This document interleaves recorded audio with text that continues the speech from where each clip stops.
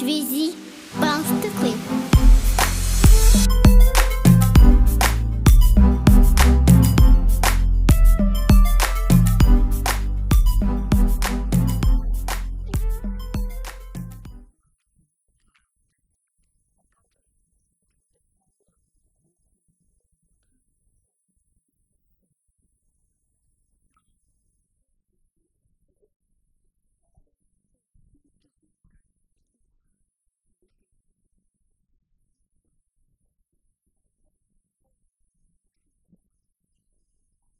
So I'm Sarah, the founder of Reclaim.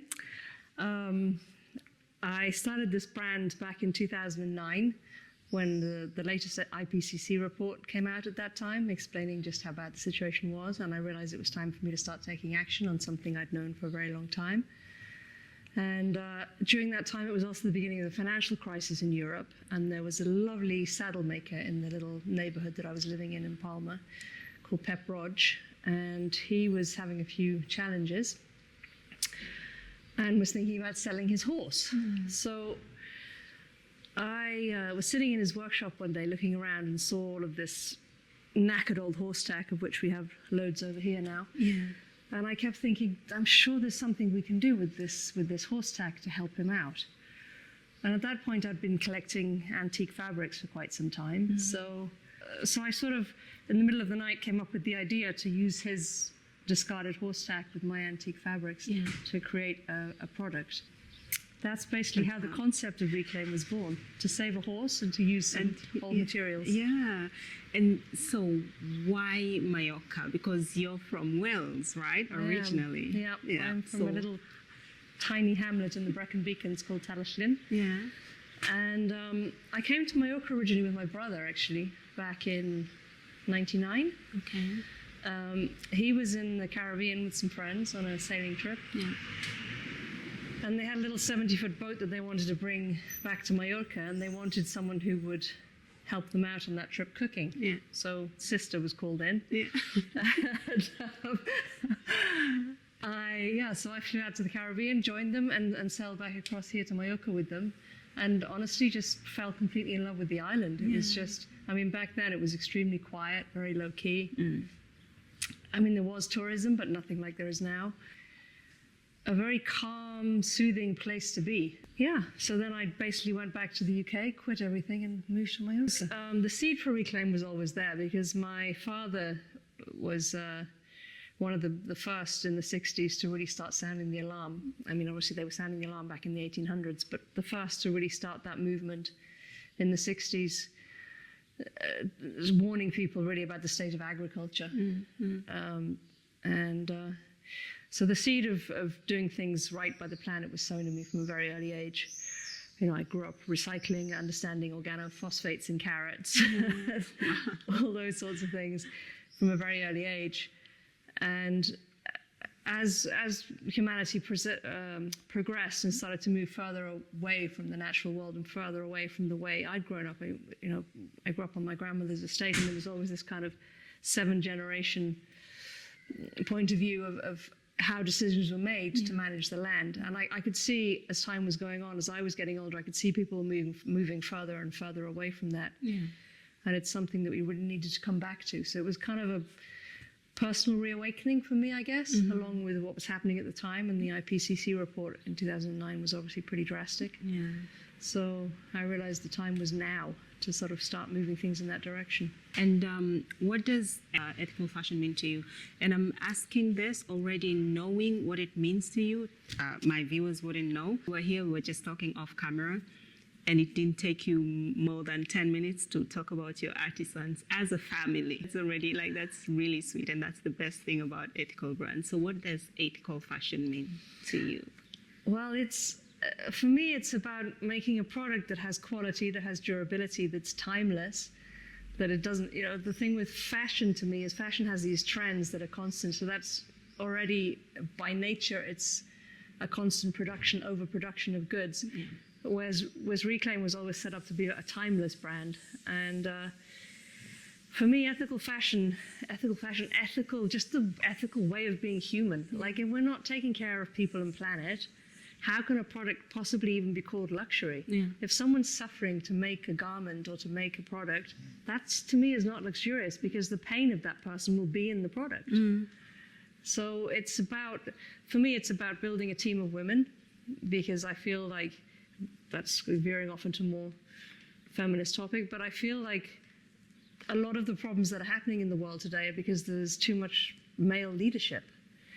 I agree. It's been shown, I mean, islands in the Pacific where it's a matriarchal society, like Fiji, like Tahiti, Cook Islands, all of those areas are just doing so much better. Yeah, with a female leadership. With female leadership. I just feel like building a team of women, empowering women is the way forward. And that's not to diss men. There's absolutely, it's not saying that, but just female leadership would lead the planet in the direction that it needs to go in. So it's about building a team of really strong women. It's about empowering those women to do the best possible work that they can and giving them the space to thrive. Okay, so paying attention to your employees and their well-being. Their well-being. Yeah. And so with Reclaim, there's this thing that pops up all the time that you're redefining a luxury. Could you please explain that? And if you can even use these gorgeous pieces that we have in front of us. I think back to sort of my grandfather's time when he was still getting his suits tailor-made. And that to me was true luxury, because he would decide how he wanted it to be made. It would be made specifically for him, and it would be a one-off piece. Yeah. And I think luxury strayed away from that into mass production. Luxury has to bring back artisan, well, not just European, I mean, there are other countries in the world that produce incredible artisan goods, but producing as close to home as possible, using a local team, cutting down your miles in terms of moving stuff around. If you're buying materials in Asia and exporting them to Italy to have one final detail done, not only is that not true luxury to my mind, but it's also not good for the planet, the amount of moving around. And Reclaim tries to come back to that with, first of all, with the quality of the product. We build a product that's designed to last. We're using fabrics in some cases that have been around for centuries, and if they've stood the test of time for that long, it's bringing the customer back to an understanding of quality. And that natural fibers will always be the highest quality of any fabrics out there. So we only ever use natural fiber fabrics, and we only produce one of each bag that we make, right? So, okay, for example, with these, this is a clutch model that we've done. And yes, the model of this bag is the same, you can see in terms of dimensions, but it looks like a completely different bag, just purely based on the materials that are being used. So I'm not going to be walking on the streets with 100 other people carrying this. It'll be you. It'll be you and only you. Yeah. And to me, that's true luxury. That's luxury, yeah. I mean, art. There's the greatest art that was ever produced is one of each, right? So, to me, it heads more in that direction. I'm just wondering, with the constant need for newness, how do you stay true to two collections? Because you strictly two collection annually, right? Yes. But with the rush and the constant need for newness, how do you stay true to that? Well, I don't think, I mean, I think that's another part of the issue, right? Yeah. That constant need for newness. Why? For me, an item that has, for example, before this even arrives to you, this fabric has a couple of 100 years of experience in life. So it's already got its own stories before it comes to you. And then when you take it on, it goes with you to your most special occasions. And surely to me, I don't know, surely that should be more exciting than something that's new that you got last week. Like when you look at a product and you can think about all the times you wore it and all the memories that you had with it, isn't that more exciting? I love luxury items and all these things. And I had to always go to secondhand stores to fetch for them. So when you see someone like, let's say, this factory or Reclaim, when we see you collecting materials and putting them together and actually bringing their life into it, that's really, it's something that you want to be part of, you want to wear. So could you take us through the making, let's say, of this bag, where you source your fabric, just let's say this one, where you source your fabric, and how does it come to life? Sure. So I work with a lot of antique dealers. So it's people that are traveling around Europe to get furniture. And obviously they're going to a lot of house clearances and things. So now they're all aware that when they see fabrics that they think I would like, they collect them for me, and then they'll send me photographs like, hey, what do you think about this? And then they'll ship me boxes, all within Europe. And obviously in Mallorca as well, there's a lot of amazing properties here. So it tends to happen now that people know me, that when a house is being sold or whatever's happening, they're reforming, they'll call me to come in and have a look at what they have, and I'll buy fabrics from them in that way. Well, this one is a mixture now. This is a French mattress fabric, vintage mattress fabric, and then this is production surplus from France. So we've expanded the range to include production surplus, because that's another huge thing, right? There's so much fabric that's incredible quality that goes to waste every year. I think it's 20% or something like that of... so let's say there's a factory producing fabric. They have to automatically put in a percentage of that as surplus when they're making the fabric. So that's before it's even been made into clothes or made into products. So already there's waste. There's waste. Right at the source. So to me, the natural extension of using incredible antique fabrics was to mix them with that incredibly high quality natural fiber fabric that's going to waste before it's even been made into anything. So that's what we've started doing. We've started mixing the two together. Still gives you a completely one-off piece because of the antique fabric. So this is antique inside as well, with some mattress fabric in here. And so that's basically how we do it. We basically treasure hunt my people. I don't do that personally anymore. I used to go around flea markets lugging fabric on my back in backpacks, but luckily now I have some fantastic people to do that for me. So they're gathering treasures from all over Europe, and then it all comes here, ends up with us. And then when I start designing a collection, I literally just start pulling fabrics out and laying them on the table and mixing them all together. And my team run behind me with a notepad and pen, writing down. I'll say like, okay, I want one of this, one of this, one of this, and they start writing it down, and then they get in and start cutting. And so this would be waste? All of it would be waste, yeah. Okay. Because on your website, there's this, fashion has a waste problem, and Reclaim is the solution. So this is it. And how much of your product is waste? Like, is it 90% of the, like this bag? The finished how product. Much, Okay, how so much of it is waste that you have actually saved from, it's saving from going to landfill. Stopping it from going to landfill. Exactly. So how much of it is waste that has been saved, because now it's a luxury item? Percentage on waste. Okay, well, so these are the leather all comes from the horse world, so these would have been reins at one point. So that's waste. When they're broken or they're past their prime, a lot of people will throw them away. So the fabric, as I already mentioned, is some mattress fabric. This is some curtains from a house in Madrid. The only thing is new on this bag, and this is purely because we have to make sure the durability, right? So we can't be recycling metal pieces in case they break, or also for the continuity. We have to be able to have something that gives us some continuity for design. So the only new things on this bag are literally these little rings right here and these little rivets. So and the zip, of course. The zip is IKK, YKK in English. So my Reclaim bag, I feel all luxurious and everything. It means I have actually solved waste problem if I'm walking around with my bag. Absolutely. Oh, wow. And it doesn't even look like it. Like you see like this, I would be walking around, I've solved waste problem, right? No, and it goes so great with your skirt. With my skirt, It's like we planned it. We didn't plan it. It wasn't planned. Leather. I want to ask about leather. There's a whole controversial thing about leather. Yes. And is this leather? This is leather. This is our new belt bag product that we brought out because people were asking us. These come from saddles. So we basically break down old saddles that, again, would end up in landfill. These are saddles that are no longer being able to be used because they're in some way damaged, or perhaps they no longer fit the horse that they were designed for. So this comes from the knee pad section of a saddle. This is actually a slightly defective one, which is why I have it, because we burnt the logo here when we were putting it on. Okay. And then the back side of this is actually suede.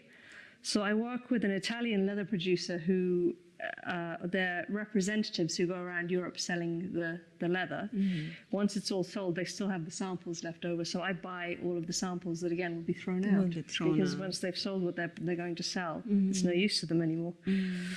And then the straps on these come from, again, horse tack. So this probably at one point would have been, looks like it's a section from a martingale, which is the piece that holds the neck down. So waste, yeah, all waste.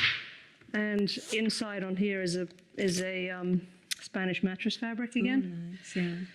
So again, completely unique piece. And of course, when you're using leather that's already been worn in, I mean, some of these saddles will be 60, 70 years old. So the leather then has its own patina. And I mean, yes, I understand that there is a lot of controversy around leather. I mean, I would love it if we could all go back to gathering and hunting our own food, but that's not going to happen. So in the meantime, while that industry is still prevalent, I would personally rather use a byproduct than create something synthetic, because anything that already exists in the world is always going to have less of an environmental impact than something we make fresh.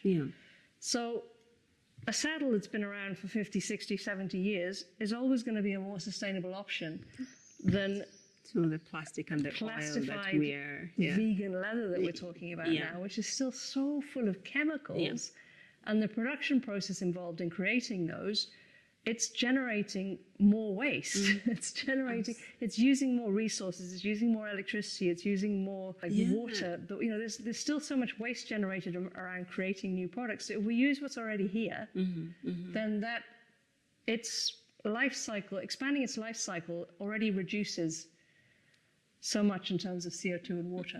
Because this particular piece of leather, its impact on the planet was 70 years ago. So now it's not going to make any more impact. It's here, it exists. And that's what I think I struggle with now with this whole sustainability move in fashion. I know that a lot of people will still need to learn and catch up on it, but this idea of creating new, no, let's use what's already here. Let's use I am a firm believer that we have enough. Yes. We have enough fabric to play around with. We have enough material to play around. We do not need to produce more. Whether it's sustainably produced or we do not need new materials. We don't need new stuff. We have enough. Yeah, just recycle what we already have. Let's upcycle what we already have. Go to charity shops, pick up garments from them, make them into new things. I mean, there's so much there already.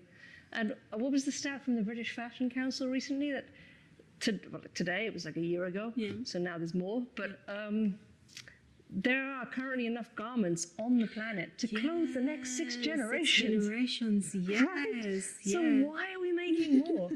And also, for me, it's far more unique to have something that's already had a life. It's so completely different to a brand new thing. Anyone that's into antiquing will know that. When you buy an antique piece of furniture as opposed to a brand new piece of furniture, the soul that's already in that piece is so much greater. I totally agree. There are few times that you have pointed or you have mentioned how your products are made here. You source your materials here.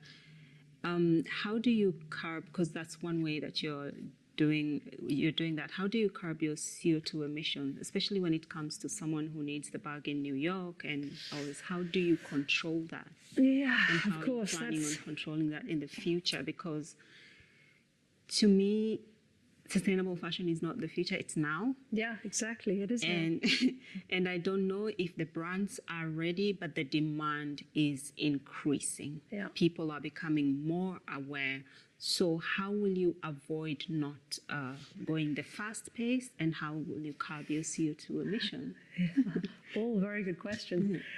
And I mean, obviously, as a sustainable brand, we want to stay true to our values always. We were founded on those values and we don't intend to stray away from them. But we also have to be competitive, because if we're going to be able to move into the market where all of these other brands are, we have to maintain competitivity as well, which is difficult. But what I see in the future is, as the brand grows, a localized production in each place. So, for example, now we've started working in California. I would love to have a team of people working in California, gathering materials from California, making the products there, and locally delivering them. And that's going to take time, and it's going to take investment. And I know, I mean, it's not something in the near future, but it's in the mid-near future. For the meantime, what we're doing, yes, we are already shipping all over the world. We use DHL Green to send, so there's already some offset happening there. Okay. And then we also have other projects that we get involved in. There's a local project Equilibri, which is restoring balance to the ecosystem in Mallorca.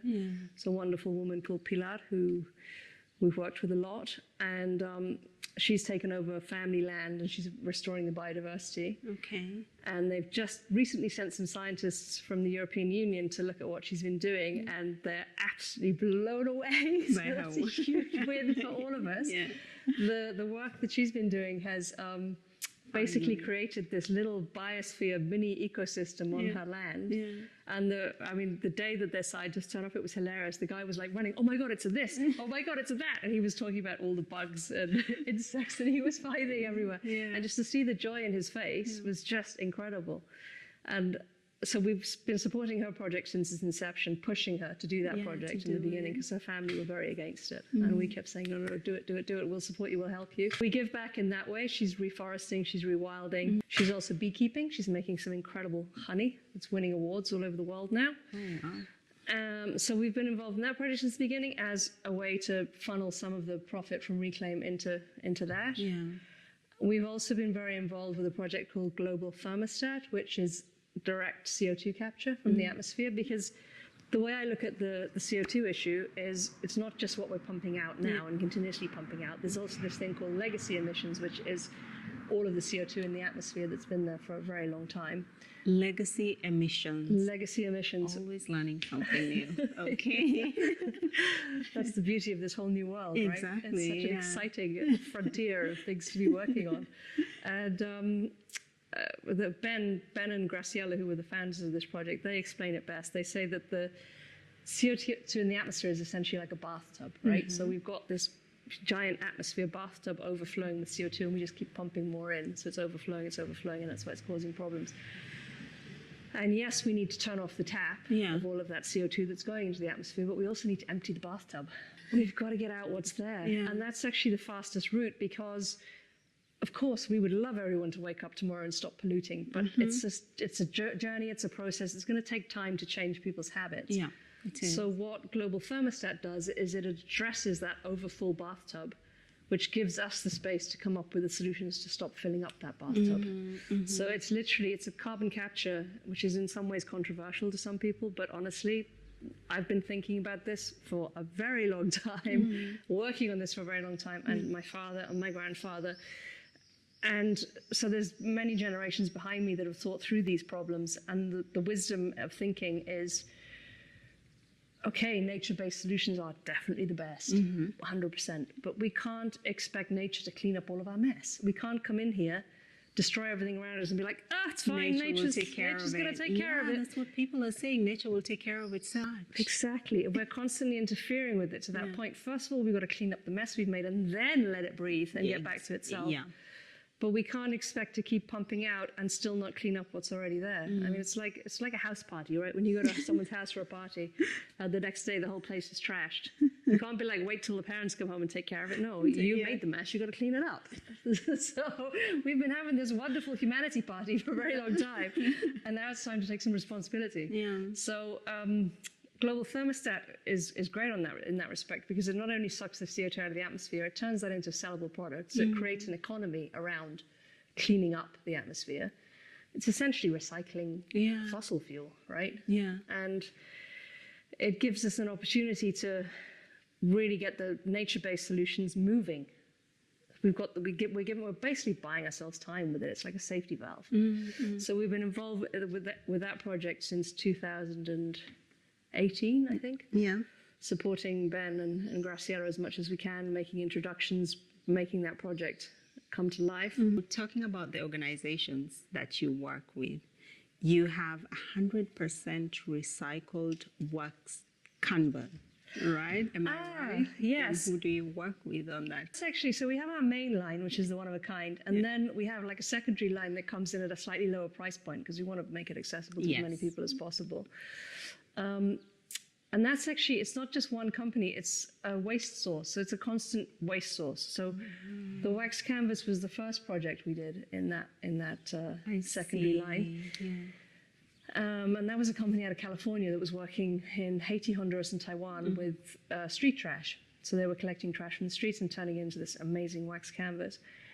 And now we're actually, our next project's going to be with a company out of Germany that they produce all of the stuff you find in planes, trains, and buses. So the bellows, like when you get on an airplane, the bellow that connects the runway to the plane. Yeah.